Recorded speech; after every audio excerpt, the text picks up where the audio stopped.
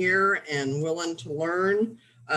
Tonight we're going to be talking about the tax records. You are going to be amazed at how much information you can get about a property. I mean, granted, there is a ton of property, or I'm sorry, a ton of information that is here. But if you really want to dig a little bit deeper into finding out about, the subject property, you may, I mean, there's so much here, you may even just want to check out the neighbors, see what the neighbors paid for their property, or see, who's in foreclosure. So there's really some great information here. We're going to start here on the MLS, and this just happens to be my fabulous new listing. It's over in Spring Creek Oaks. And from here, the easiest way to get to the tax records is if you'll click on this blue line that has the tax account number.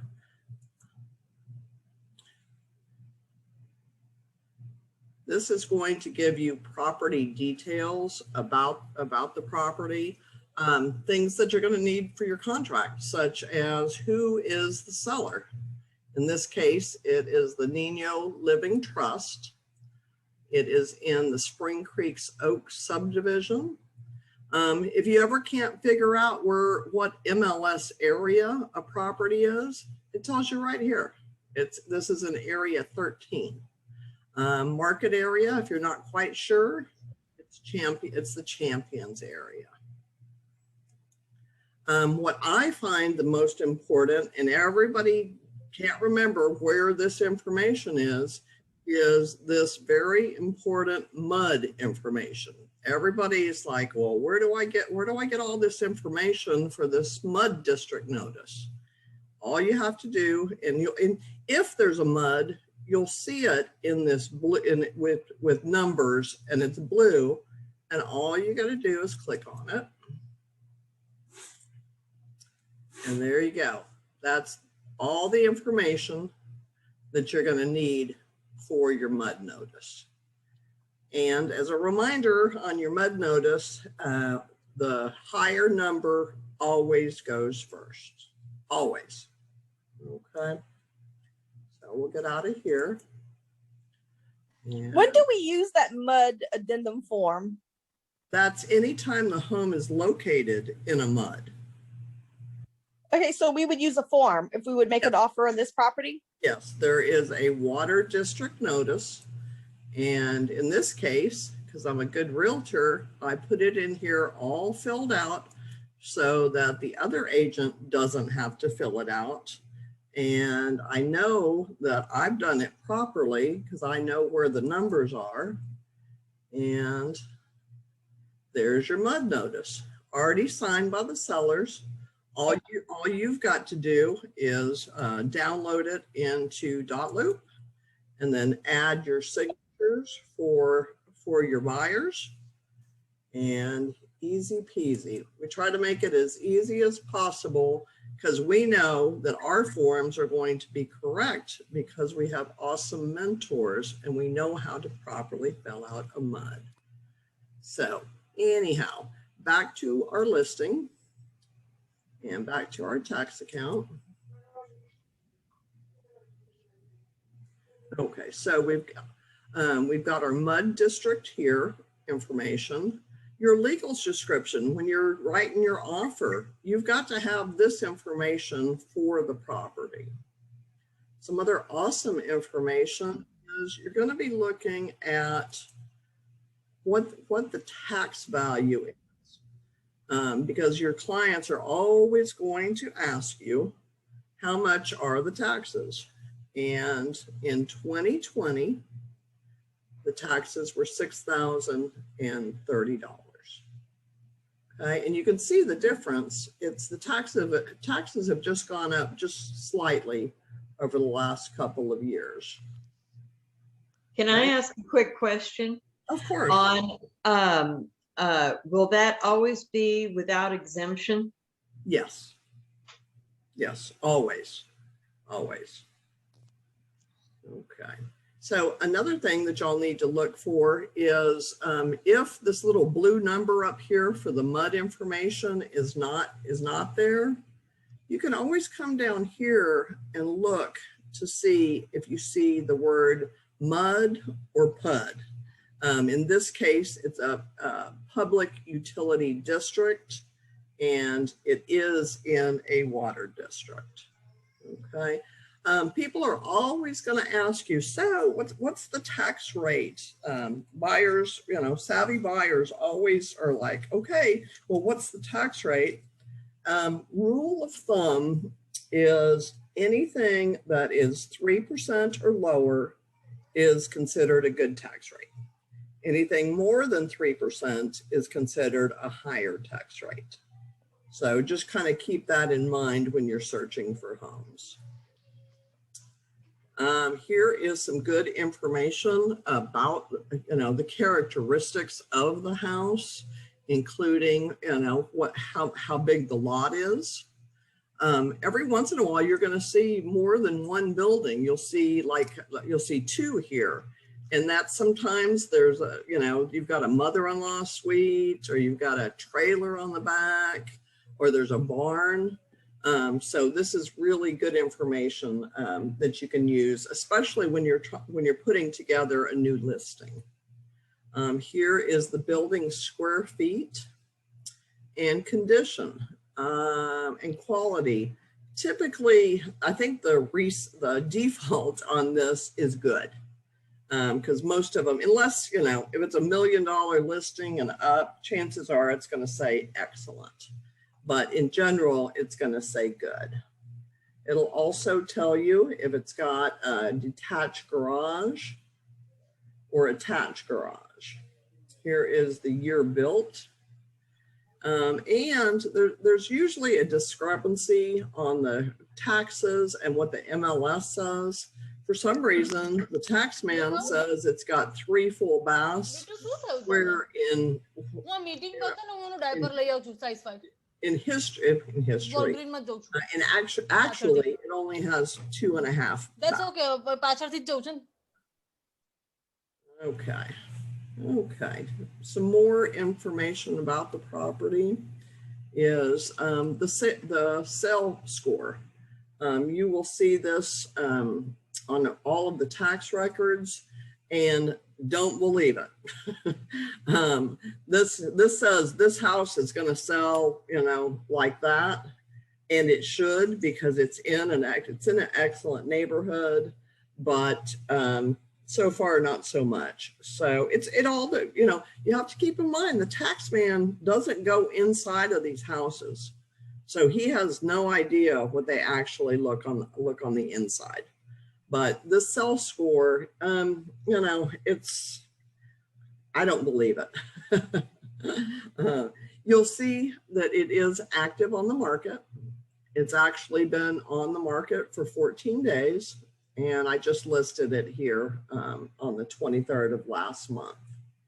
We have it listed at $295. But some really good information is about the history of it being on the market, such as back in 2006, it looks like he tried to sell it and didn't have any luck because it expired. Here is more of the market sale and sale history. And he has actually owned this home since 2006, but he apparently put it into a trust back in 2019. Okay, and you'll see that that's why when you're putting a house on the market, that's why it's so important when you're looking at the owner's name that is the current owner. Because if it had not been updated, it would have shown his name and not in the trust name. You'll also see mortgage history. There's going to be a lot of times when, sellers call you up and say, hey, come list my house. And you're like, oh, yay, awesome. But, there'll be times when, they just bought the house 2 years ago. and they owe, say they owe 200 on it, and it's worth 190. So this mortgage, and keep in mind, this is not the mortgage amount that they owe today. This is when they took out the mortgage. And in this particular case, it was in 2006. So obviously this mortgage amount has gone down from there. Also, when you're listing a home, always look at the foreclosure history, because if y'all haven't heard the term, well, there's buyers are liars and sellers are yellers. But they don't always tell you what's really going on with the house. You know, I've walked into situations where they haven't paid their mortgage in 5 or 6 months. And there's no way I would have known that unless I'd gone to the tax records. In this particular case, this went into foreclosure back in 2005, and that's, you'll see, he bought it from the foreclosure. So he got a heck of a deal on this. He really did. Okay, so we're going to go into Realist, and it has basically the same information, just in a different format. Again, you've got your owner's name, and then this is the basic, when you're doing comps, this is the information that you're going to need when you are, you're going to need the year built and the square foot of the home. You're going to need the subdivision, which is Spring Creek Oaks.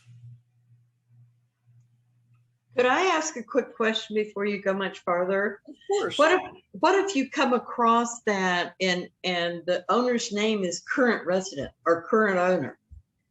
It doesn't give it anywhere. You know, like sometimes real famous people do that so that they can't look them up. So do you just put it as current owner? No, you would not. You would leave it blank until you talk to the person that wants to sell the house.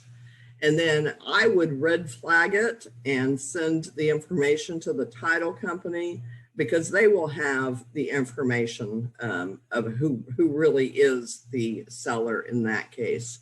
Not only are you going to see that for famous people, you're also going to see that for government people, like, you know, Ted Cruz. You're not going to find Ted Cruz's house on the tax records. You're also not going to find police officers or FBI agents. It's, you know, it's for obvious security reasons. You know, and I think that also includes judges as well. So if it says current owner, there's a reason for it. Okay. Again, here is the MUD information. If you'll just click on this number, it's going to give you all that great information that, again, for your water district notice. Here are, and always look at the assessed value total. This is what the taxes are based on. So that, of course, includes the land and the house, typically. Okay. So, and y'all definitely need to understand too, that tax value and market value are two different things. You know, and the reason for that is, you know, your buyers are going to ask you all the time, well, what were the taxes? What were the taxes? It's like, well, last year it was valued at $227. But that doesn't necessarily mean it's worth $227. What it means is the tax man says it's worth $227. So with that being said, market value is determined by comps, what has sold in the neighborhood in the last year. So I mean, this is a starting place, but and the reason for that is how many people, if your house is, you know, market value is $275 and the tax man says it's $227, are you really going to call the tax man and say, hey, I'm not paying enough taxes, can you up that up? doesn't happen. That's the difference between market value and tax value. So just please keep that in mind, because that is very important, and you have to educate your buyers about that. You know, especially in this crazy market, because values are just crazy right now. Okay. Again, jurisdiction. This is who gets what of the tax bill. And in this case, you've got an estimated tax rate of 2.65. And it goes to all of these different entities. More information about the house, year built.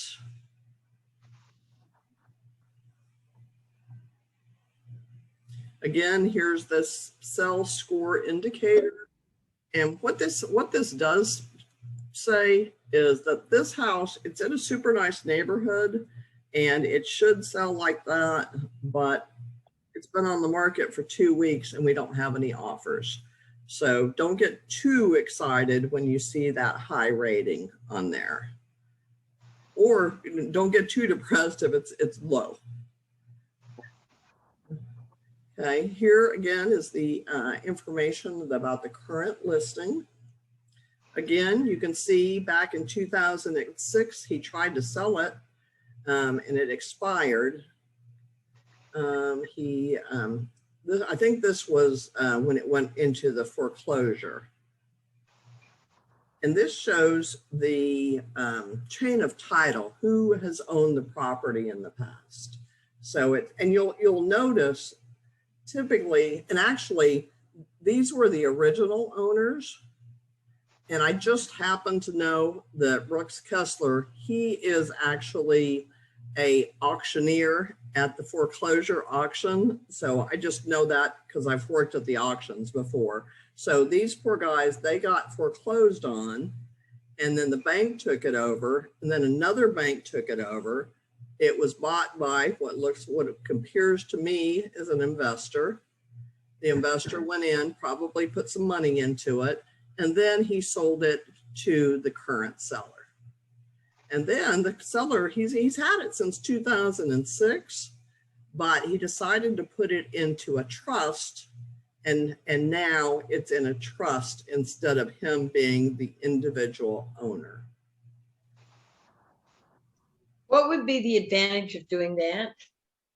Oh, that's a state law, and that's a good question for your attorney. We don't get him. We try our best to stay out of conversations about things. We always refer them. Your real estate attorney will have a good answer for you on that. Okay, let me ask you a question though. Like, how much did he sell it to the trust for? $1? It doesn't say so here, but chances are, yes, that's exactly what happened. Okay, so basically you can do that. You can sell it to yourself for $1. Yes, yes. And you have to go through closing costs and all that? No, it's, again, that's for your real estate attorney to deal with. As realtors, we avoid things like this at all cost. We are not real estate attorneys, nor do we get paid like real estate attorneys. I cannot emphasize that to you. Every time I pick up the phone and I call Rick Rogers and I ask him a legal question, he's like, you need to refer them to a real estate attorney. And that is the best way that y'all can stay out of trouble, is when he gets into, estates and things like that, say always, my standard answer is, that's a great question for your real estate attorney. And if they don't have one, get them one. Does TUR have a real estate attorney? We do.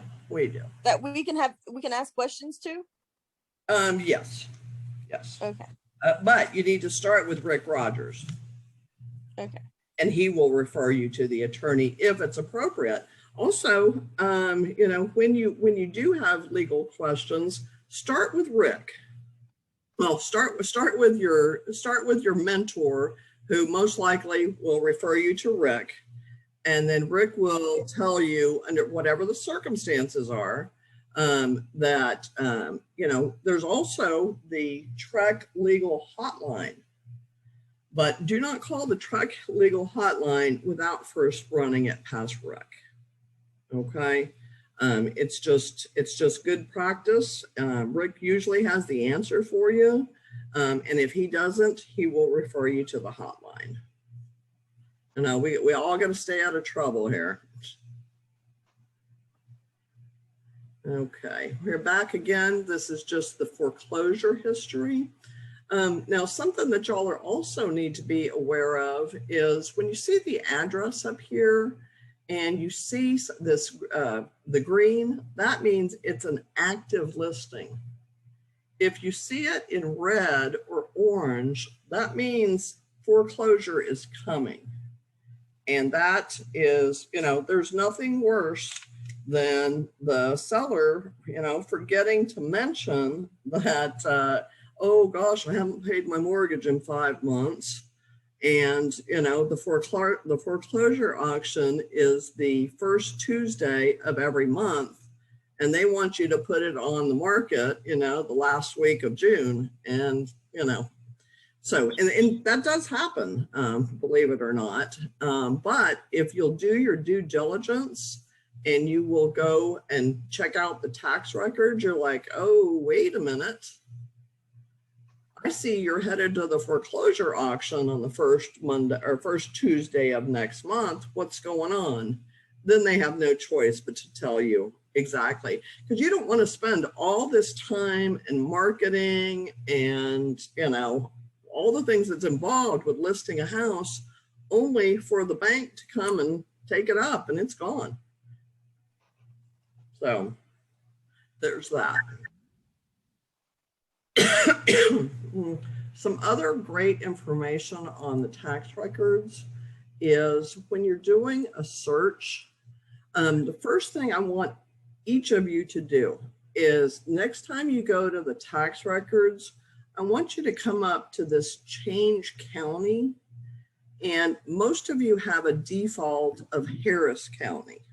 But as we all know, you know, Houston and surrounding areas is huge and we've got tons of counties. So I want y'all to click on this change county and go in and add the surrounding counties. Because there's going to be times when you're looking for a property and because you haven't checked this, it's not going to come up. So I'm going to give y'all just a second here. And if you would, you see over here on the right side, I've got most of the surrounding counties. Go ahead and take a quick picture of that with your phone.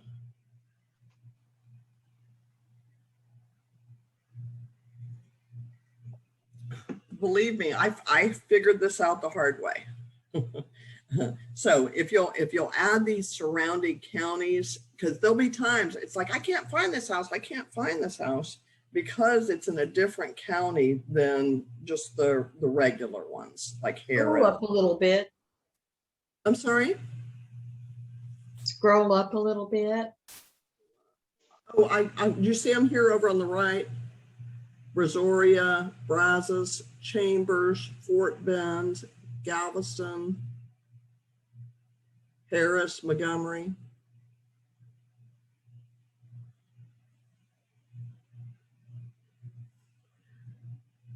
Okay, so always apply all of those, okay? Now, when we are looking for a house on the tax records, all that you have, yes? You say we have to do all the same thing?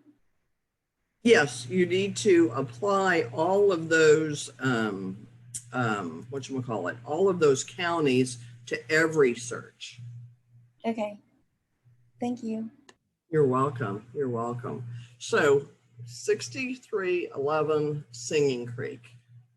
All you have to do, and please don't put in drive, lane, avenue. All you need to put in is a street number, the street name, and then the city. And always keep an eye down here, y'all. This will tell you, it's kind of like on the MLS when you're doing a search to see how many properties shows up. If you'll do this one match, you'll see that we've actually found the house that we're looking for. So you click on, and also if you don't have an address, you can also do it under last name, first name, and or MLS number or tax ID. I don't ever do tax ID just because of the numbers. Okay. So, and if you'll hit search, that'll take you to the property. Okay. Now we're going to go back and I want to show y'all how to do a customized search. So, and to do that, we're going to go in here under my search. And there's a bunch of different ways or reasons why you would want to do a customized search. Let's say, for example, that we've got this fabulous flyer or a postcard that we want to send out to our to potential renters or to renters, people who might be looking to with the low interest rate get into to buy a house. So if we wanted to, so let's say we live up in Spring. Let's go to customize search. And what we're going to do is under owner information, we're going to click on owner occupied. That doesn't mean that we're looking for homes that are owner occupied. This is just a search option. So we're going to click on owner occupied. And let's say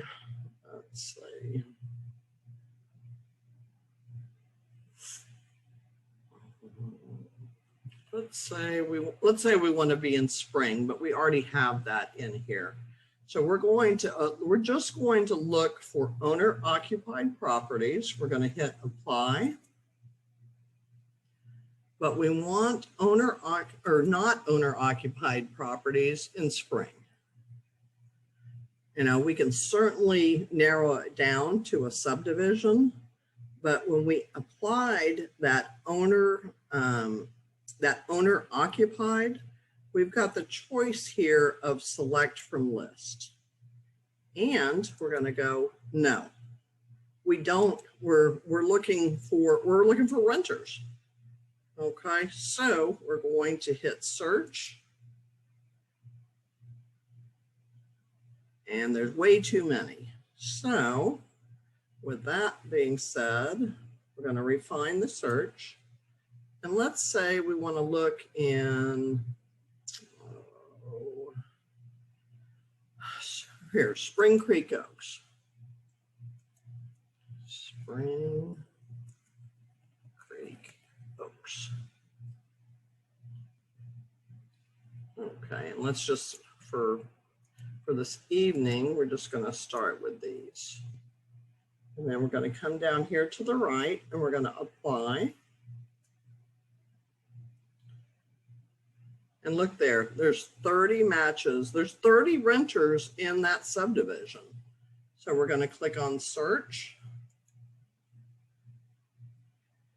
And these are all of the tenants that live in this subdivision. And keep in mind, this is a higher end subdivision, probably, I don't know, 275 to 350.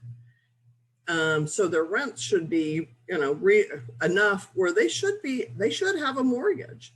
So these are great folks to be advertising to. Let's target these people. Let's hit them with a postcard once a month. And the easy way to hit them up with a postcard is, do you see down here where it says labels? All you have to do is click on that. And speaking of labels, Avery is the king of labels, apparently. And you're going to pick which of the Avery label numbers that you're going to use to print these labels. And don't get me wrong, at the Office Depot, they've got the generic, but they will always reference these labels, the Avery. It's kind of the gold standard, I guess, is what you call it. To choose your letter case, you can use mixed case. That's just a personal preference. But here, because we don't want these expensive postcards going to the billing address, we want them to go to the property address. And we don't want to show the owner. We don't want to include any foreign addresses. But we do want to create a custom label. So let's say we know these are all going to renters. So we're going to type in future homeowner. Okay. And then all we've got to do is come down here and create.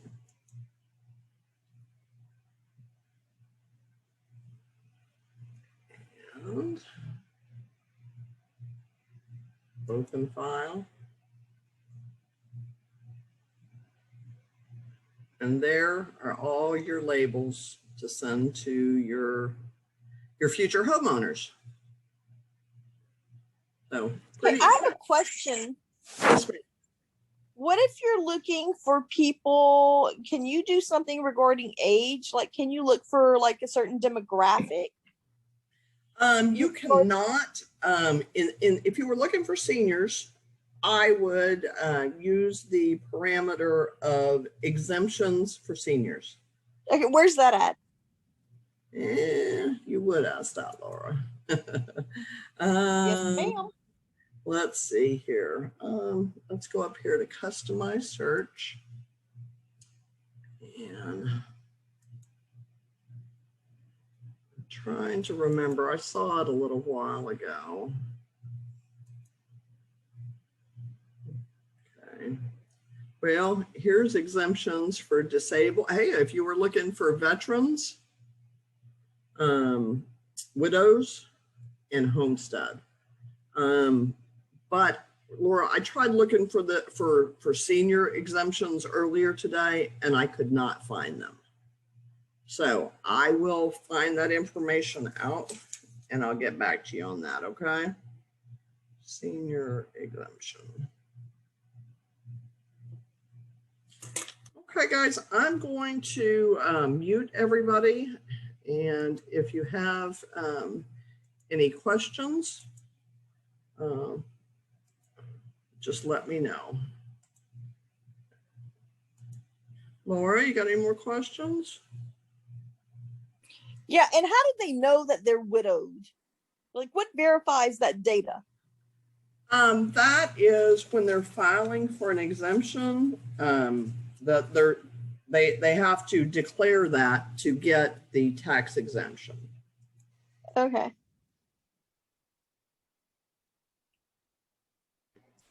Stacey, this webinar will be on our training. It will. Okay. Absolutely. Absolutely. I'll try to get it on there late tomorrow, or if not this weekend, so that y'all can take a look at it. And you know, if y'all need help with it, you're always more than welcome to call me. I'm always happy to help y'all. I'm really new. What's your name? My name is Stacey Foster, and my number is 713-705-7837. And are you Dina?